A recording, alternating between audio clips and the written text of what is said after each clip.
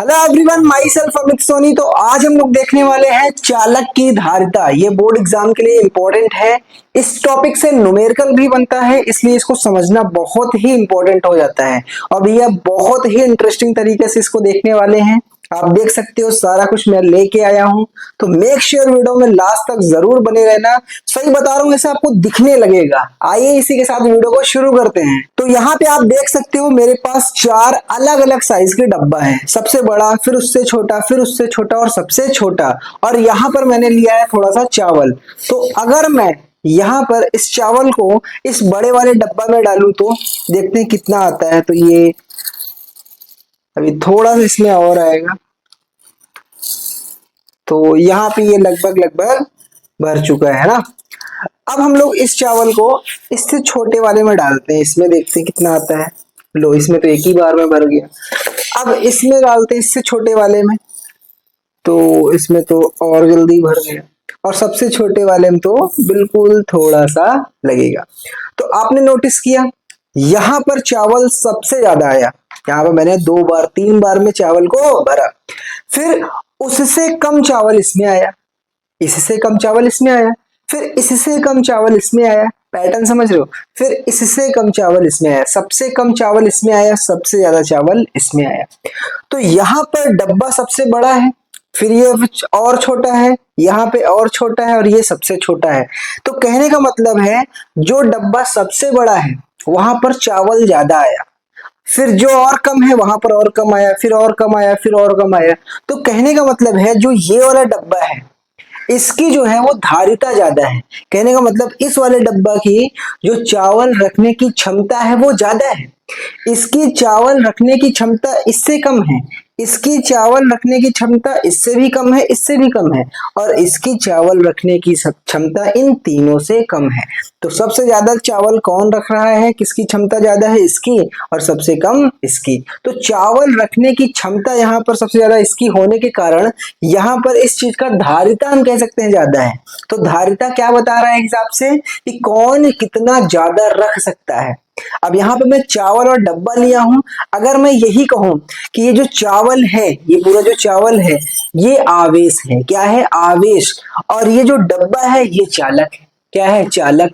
तो अगर मैं ये कहूं ये वाला जो चालक है वो सबसे ज्यादा आवेश लिया है ना, देखो कितना सारा आवेश इसके अंदर है, और इससे कम आवेश इसके अंदर है, फिर इससे कम आवेश यहाँ पे है, और सबसे कम आवेश यहाँ पे है। तो सबसे ज्यादा कौन सा चालक आवेश अपने पास रखा है, अपने पास ग्रहण किया है, अपने पास धारण किया है? जवाब है ये वाला चालक। और सबसे कम ये। तो सिंपल ये कहने का मतलब होता है जो जितना ज्यादा रख पाएगा उसकी धारिता उतना ज्यादा होगा। जो चालक जितना ज्यादा आवेश अपने अंदर होल्ड कर सकता है, अपने सब अंदर रख सकता है, अपने अंदर ग्रहण कर सकता है, उसकी धारिता हम कहेंगे भैया ज्यादा है। तो भैया हम लोग अगर इतना चीज समझे हैं ना, तो आइए यहां से हम लोग यहाँ पे परिभाषा लिख सकते हैं। क्या लिख सकते हैं? चालक की आवेश ग्रहण करने की क्षमता को ही चालक की धारिता कहते हैं। बहुत ही सिंपल शब्दों में, चालक जितना बढ़िया अपने अंदर आवेश ग्रहण कर लेगा, अपने अंदर आवेश रख लेगा, उसकी धारिता उतना ही बढ़िया होगा। अरे इस धारिता को, चालक की धारिता को हम लोग कैपेसिटेंस बोलते हैं, कैपेसिटेंस ऑफ कंडक्टर। और कैपेसिटेंस कहीं ना कहीं कैपेसिटी से रिलेटेड है। आप सुने होंगे इसकी कैपेसिटी ज्यादा है, इसकी कैपेसिटी कम है, मतलब क्षमता ज्यादा है, क्षमता कम है।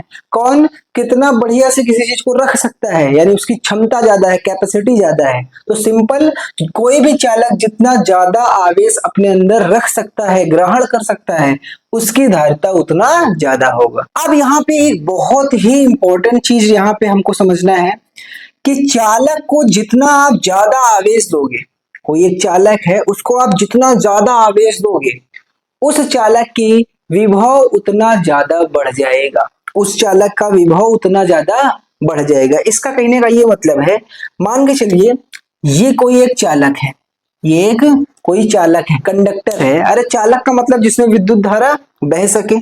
अब मान के चलिए आपने इस पर कुछ आवेश दिया, मान लो प्लस आवेश आपने इस पर दिया। एक बार में आपने मान के चलो 4 कूलाम आवेश आपने इस पर दिया, इसको आपने 4 कूलाम आवेश दिया। सिंपल। अब फिर आपने इसको क्या किया? दोबारा आपने इसमें 8 कूलाम आवेश दे दिया, फिर दोबारा आपने क्या किया, इस पर मान के चलो फिर से 3 कूलाम आवेश आपने दिया। तो इसमें देखना क्या अंतर होगा। जब आप पहली बार 4 कूलाम, ये पहली बार आपने 4 कूलाम दिया, दूसरी बार में आपने 8 कूलाम दिया और तीसरी बार में आपने 3 कूलाम दिया। तो जब भी ये पहली बार में आप 4 कूलाम आवेश दोगे तो इस पर कोई आवेश था नहीं, तो इजीली ये आवेश ले लेगा। और जब दूसरी बार तुम 8 कूलाम आवेश देने जाओगे ना, तो ये जो पहले 4 कूलाम वाले आवेश थे ना, ये इस पर बल लगाने लगेंगे। जो आप 8 कूलाम आवेश अब दोबारा दे रहे हो उस पर बल लगाने लगेंगे, और बल के विरुद्ध हमें कार्य करके आवेश को ले जाना पड़ेगा। विभव वाला टॉपिक अगर आपको याद हो, क्या करना पड़ेगा, यानी जब 8 कूलाम आवेश में देने जाऊंगा तो इस 8 कूलाम आवेश को परेशान करने वाले आवेश पहले ही बैठे हैं, तो मुझे जबरदस्ती आवेश को धक्का मार के ले जाना पड़ेगा। और भैया जबरदस्ती आवेश को धक्का मार के ले जाने का मतलब क्या है, आपको ज्यादा कार्य करना पड़ेगा। और भैया कार्य करना ही क्या है, आवेश को ले जाने में कार्य करना जो पड़ता है वही तो विभव है। तो यहाँ पर आसान था, इस 8 कूलाम को ले जाना और टफ है। तो यहाँ पर जब आप इसको रखोगे ना तो इसका विभव बढ़ जाएगा, क्योंकि और ज्यादा आपको कार्य करना पड़ेगा। अब जब इस 3 कूलाम आवेश को ले जाओगे तो इसके तुलना में यहाँ पर और ज्यादा मेहनत लगेगी, और ज्यादा आपको बल लगा के इसको ले जाना पड़ेगा। क्यों, क्योंकि मान के चलो ये दोनों प्लस प्लस है तो ये इसके पास जाना ही नहीं चाहेगा, आपको जबरदस्ती बल लगा के इस वाले को यहाँ पे भेजना पड़ेगा। तो जब आप इसको दोगे तो और ज्यादा विभव बढ़ जाएगा। तो सिंपल, आप जितना ज्यादा आवेश देते जाओगे उसका विभव उतना ज्यादा बढ़ता जाएगा। क्यों, क्योंकि जितना आप आवेश दे दोगे ना, उसके बाद और जब आवेश देने जाओगे ना तो उतना ही ज्यादा आपको धक्का देके आवेश को भेजना पड़ेगा। इसका मतलब आवेश को ले जाने में आपको उतना ज्यादा कार्य करना पड़ेगा। तो सिंपल आप ये याद रखो, चालक को आप जितना ज्यादा आवेश देते जाओगे उस चालक का विभव उतना ज्यादा बढ़ता जाएगा। तो अब हमें यहाँ से सूत्र बनाना है। तो देख सकते हो आप यहाँ पे लिखा है, चालक को दिया गया आवेश समानुपाती है चालक के विभव में वृद्धि। और समानुपाती का मतलब भूले तो नहीं, अगर आप चालक को जितना ज्यादा आवेश दोगे चालक के विभव में उतना ज्यादा वृद्धि होगी, और जितना कम आवेश रहेगा वृद्धि भी उतना कम होगा। तो समानुपाती या अनुक्रमानुपाती का मतलब मैंने क्या बताया था, एक को बढ़ाओगे दूसरा भी बढ़ेगा, एक को घटाओगे दूसरा भी घटेगा। तो यहाँ पे समझ में आ रहा है कि दोनों समानुपाती हैं, इसका मतलब इसको बढ़ाओगे तो ये भी बढ़ेगा, इसको घटाओगे तो ये भी घटेगा। और चलिए इसको लिख लेते हैं, चालक को दिया गया आवेश को मैं क्या बोल सकता हूँ, क्यों। चालक को दिया गया आवेश क्यों, फिर यहाँ पे समानुपाती का चिन्ह, तो ये हो गया समानुपाती का चिन्ह। फिर चालक के विभव में वृद्धि, तो इसको बोल सकते हैं v। तो यहां से हमें ये चीज समझ में आ रहा है। अब ये भूले तो नहीं, जब ये नियतांक हटता है और इसके जगह बराबर लगता है तो एक कांस्टेंट आता है। जब ये समानुपाती का चिन्ह हटेगा और बराबर का चिन्ह लगेगा तो एक नियतांक कांस्टेंट आता है। अरे आपने कूलाम का नियम भी पढ़ा ना, मैंने ही पढ़ाया। कूलाम का नियम ऐसे आया था ना स्टार्टिंग में, क्यू समानुपाती Q1 Q2, F समानुपाती Q1 Q2 बटे में R स्क्वायर। और जब मैंने इसको हटाया था, F को यहाँ पर इसको हटा के बराबर लगाया था तो एक नियतांक K आया था ना, उसके बाद यहाँ पे Q1 Q2 बटे में R स्क्वायर आया था। तो जब आप इसको हटा के बराबर लगाते हो तो एक नियतांक आता ही आता है, ये फिजिक्स का नियम ही है।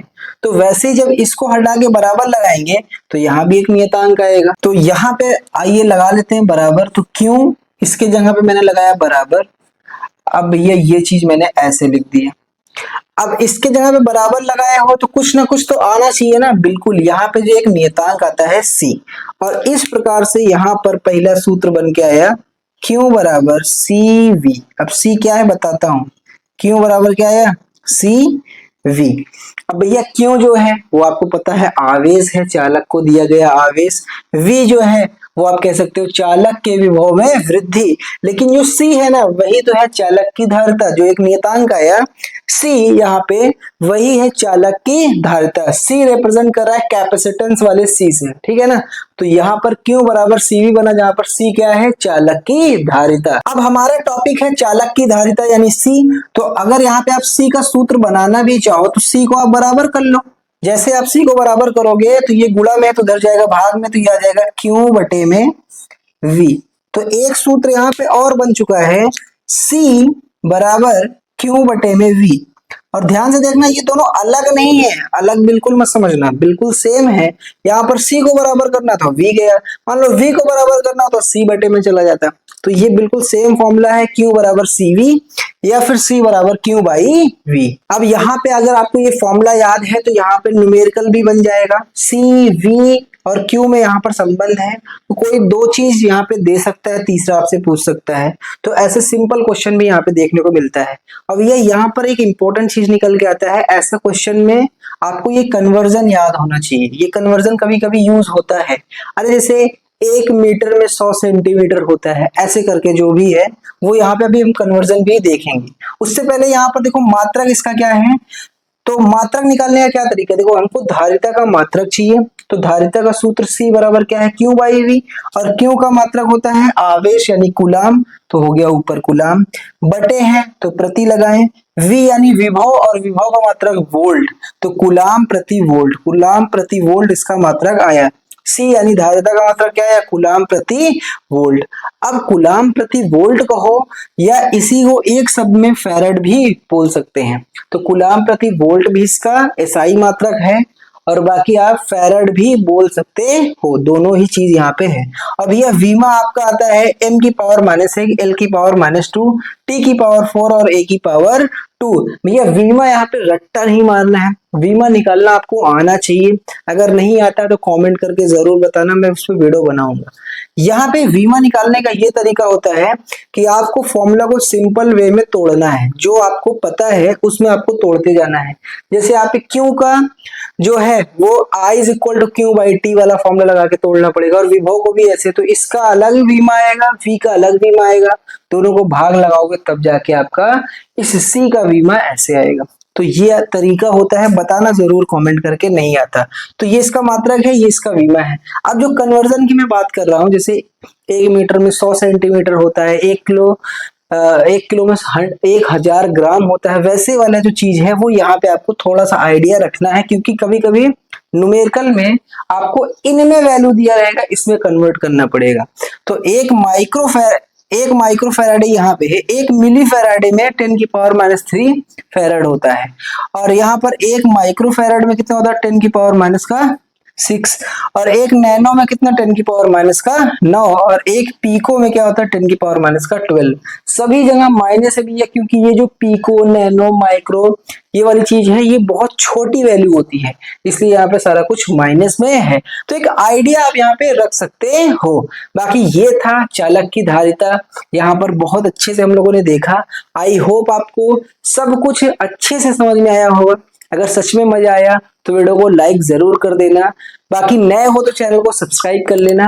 बाकी ये एक्सप्लेनेशन, चीजों को समझाने का तरीका कैसा था कमेंट करके जरूर बताना। Thank you so much.